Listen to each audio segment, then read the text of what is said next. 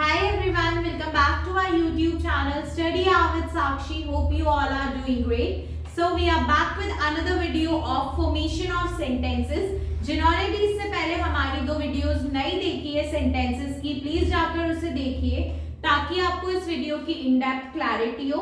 Also please go ahead, like, share and subscribe to our YouTube channel Study Hour with Sakshi ताकि आपको हमारी English speaking series की videos इसी तरह आगे भी देखने को मिलती रहे. So without wasting any further time, let's begin with our today's topic. So हमारा आज का टॉपिक है formation of sentences. Formation of sentences मतलब हमने ये पढ़ा कि सेंटेंसेस क्या होते हैं हमारे पिछले वीडियोस में, और हमने ये भी पढ़ा कि सेंटेंसेस कितने टाइप्स के होते हैं, कितने काइंड्स के होते हैं. आज हम पढ़ेंगे कि हम किसी भी सेंटेंस को, किसी भी वाक्य को फॉर्म कैसे कर सकते हैं, बना कैसे सकते हैं. क्योंकि हमने ये पढ़ा था कि सेंटेंसेस क्या होते हैं, ग्रुप ऑफ वर्ड्स होते हैं. अलग अलग वर्ड्स को आप एक साथ जब मिला देते हो तो एक वाक्य बनता है. तो ये जो ग्रुप ऑफ वर्ड्स है, इनको हम किस तरह से मिलाएं ताकि हमारा एक अच्छा सेंटेंस बन सके, इसके बारे में हम आज पढ़ेंगे. सो यहाँ पर हमारा फर्स्ट पॉइंट है basic sentence structure. Basic sentence structure मतलब सेंटेंस बनाने का एक बेसिक स्ट्रक्चर, एक बेसिक तरीका क्या होता है. मैंने आपको अपनी पिछली वीडियो में बताया था कि किसी भी सेंटेंस को बनाने के लिए तीन चीजों का होना बहुत जरूरी होता है. सब्जेक्ट यानी कि कर्ता जो काम करेगा, वर्ब यानी कि क्या काम हो रहा है उसको बताने वाले वर्ड्स, एंड ऑब्जेक्ट जिसके ऊपर काम हो रहा है. तो किसी भी सेंटेंस में ये तीनों चीजें होना बहुत जरूरी होता है, तभी एक सेंटेंस कंप्लीट होता है, तभी एक सेंटेंस का आपको एग्जैक्ट और एक्चुअल मीनिंग, सही मतलब समझ में आता है. तो यहाँ पर यही सेंटेंस का स्ट्रक्चर दे रखा है हमें कि हमारे पास में सब्जेक्ट होना चाहिए, subject plus verb plus object. Subject, verb और ऑब्जेक्ट तीनों चीजें होनी चाहिए किसी भी सेंटेंस को बनाने के लिए. यानी कि हमारे पास एक सेंटेंस में कर्ता भी होना चाहिए, कर्म या क्रिया भी होनी चाहिए, एंड ऑब्जेक्ट भी होना चाहिए जिसके ऊपर हम काम कर रहे हैं या जिसके ऊपर सब्जेक्ट ने काम किया. हमने पढ़ा था ऑब्जेक्ट सब्जेक्ट से क्या लेता है, एक्शन रिसीव करता है. तो सब्जेक्ट जिसके ऊपर काम कर रहा है वो है ऑब्जेक्ट. बिना ऑब्जेक्ट के सब्जेक्ट जो होता है वो इनकम्प्लीट होता है. तो यहाँ पर एक प्रॉपर सेंटेंस के लिए सब्जेक्ट, वर्ब और ऑब्जेक्ट तीनों का होना बहुत जरूरी होता है, तभी एक सेंटेंस बन सकता है. अब हम बात करते हैं steps to form a sentence. किसी भी सेंटेंस को बनाने के क्या स्टेप्स होते हैं, किस तरह से आप एक सेंटेंस को बना सकते हो. Start with a subject. आप सबसे पहले अपनी शुरुआत किससे करते हो सेंटेंस की, कर्ता से. यानी कि शुरुआत में ही आपके पास क्या होना चाहिए, शुरुआत में ही आपके पास कर्ता होना चाहिए, तभी आप कोई सेंटेंस बना सकते हो. देन उसके बाद में आपको क्या करना होता है, इसमें एक वर्ब को ऐड करना होता है. यानी कि आपको कर्ता के साथ अब क्या डालना होता है, क्रिया. अब आप कर्ता के साथ क्या डालोगे, क्रिया डालोगे, तब आपका सेंटेंस कंप्लीट होगा, मतलब एक प्रॉपर फॉर्म में आएगा. अब आपने कर्ता भी डाल दिया और क्रिया भी डाल दी, उसके बाद आप क्या डालोगे, ऑब्जेक्ट डालोगे, यानी कि जिसके ऊपर काम हो रहा है. तो कर्ता प्लस क्रिया प्लस एक सब्जेक्ट का ऑब्जेक्ट जिसके ऊपर काम हो रहा है, ये तीनों हम डालेंगे, तब हमारा एक सेंटेंस प्रॉपर बनेगा. तो शुरू में हमने कर्ता डाला, उसके बाद कर्ता के साथ हमने क्रिया डाल दी, एंड देन हमने कर्ता के साथ क्रिया और क्रिया के साथ ऑब्जेक्ट भी डाल दिया. अब उसके बाद में एक्स्ट्रा डिटेल्स आप डालते हो. अगर आपको किसी सब्जेक्ट के बारे में और जानकारी डालनी है तो आप क्या करते हो, एक्स्ट्रा डिटेल्स डालते हो. यानी कि अगर आपको किसी भी ऑब्जेक्ट की अन्य जानकारी डालनी है तो फिर आप लास्ट में किसी भी सेंटेंस में वो अन्य जानकारी डाल सकते हो. यानी कि कोई भी सेंटेंस शुरू होगा कर्ता से फिर उसमें आएगी क्रिया, फिर आएगा ऑब्जेक्ट, और अगर ऑब्जेक्ट के बाद आपको उस ऑब्जेक्ट के बारे में या उस सब्जेक्ट के बारे में कोई और जानकारी, कोई अन्य जानकारी डालनी हो तो वो फिर आप डाल सकते हो। तो ये होता है हमारा बेसिक स्टेप किसी भी सेंटेंस को फॉर्म करने का।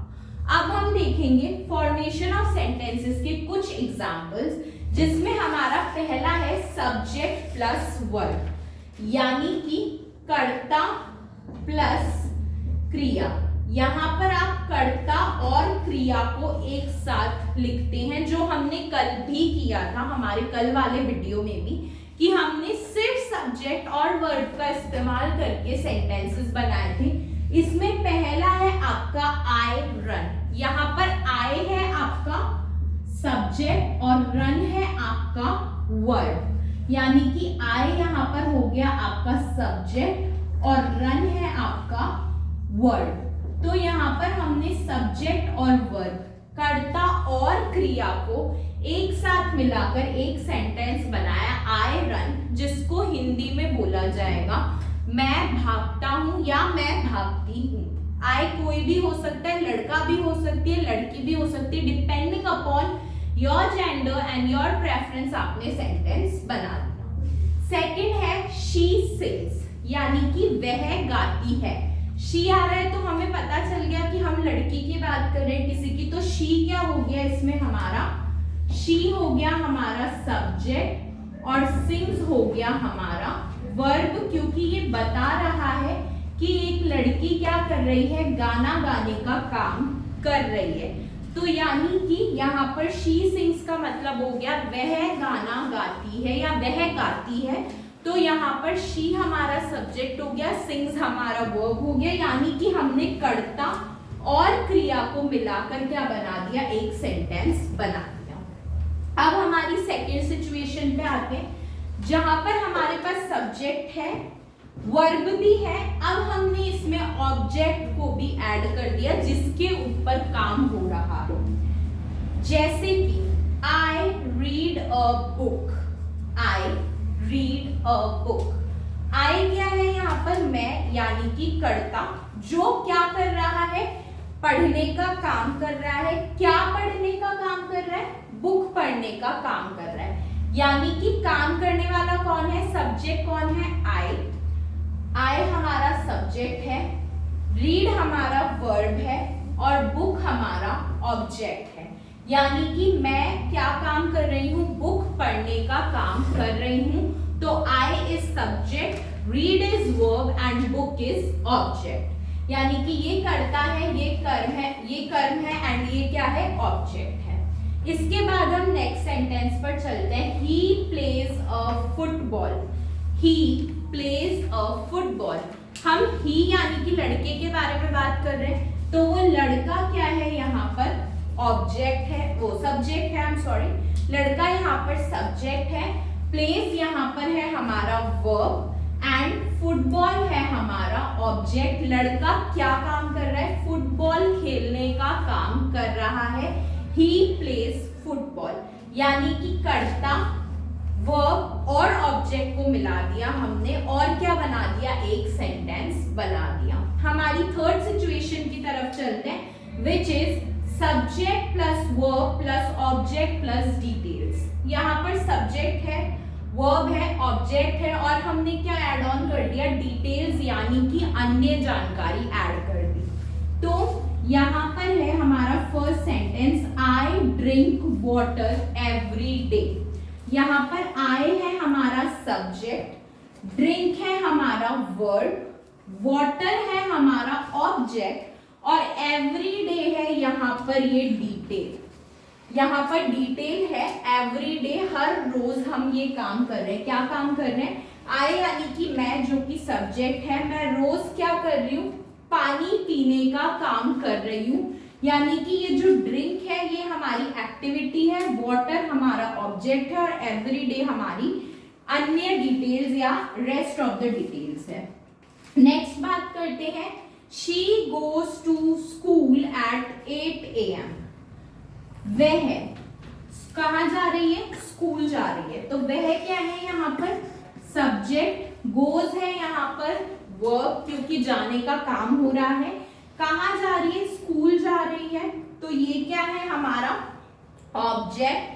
एंड कितने बजे जा रही है? At 8 AM। तो ये है हमारी डिटेल, यानी कि शी वह कितने बजे? सुबह। AM के लिए हम सुबह यूज करते हैं, तो वह सुबह 8 बजे स्कूल जाती है, यानी कि वह लड़की, girl, she is subject, goes है आपका वर्ब, स्कूल है ऑब्जेक्ट एंड एट 8 AM है आपकी और details.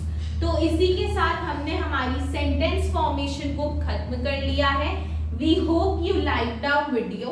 Also please go ahead, share it with your friends and family, ताकि उनको भी हेल्प मिल सके इंग्लिश सीखने में। Please like, share and subscribe. Show your support to us. We will be back with another video. Thank you so much. Bye bye.